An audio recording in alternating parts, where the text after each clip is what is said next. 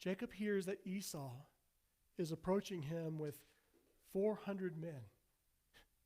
He imagines the worst. In recovery language, we call this over-catastrophizing.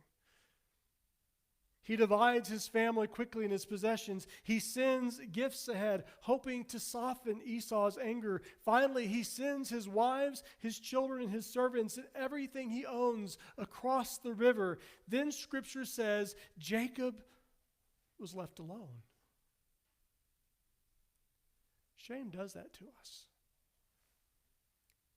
Guilt says, I've done something wrong. Shame says, there's something wrong with me. Guilt can move us toward responsibility, confession, repair, and reconciliation, but shame pushes us away. Shame tells us a lie. If other people know my whole story, they will reject me. Shame tells us to hide our relapses, our failures, our fear, our identity, our grief, and the wounds we do not know how to explain. And so we isolate. We withdraw from the people who love us. We avoid the community that might help us. We convince ourselves that we must get everything together before we can return. We may even distance ourselves from God because we imagine God is as disappointed in us as we are in ourselves. So Jacob is alone because he is afraid of what will happen when his past meets his present.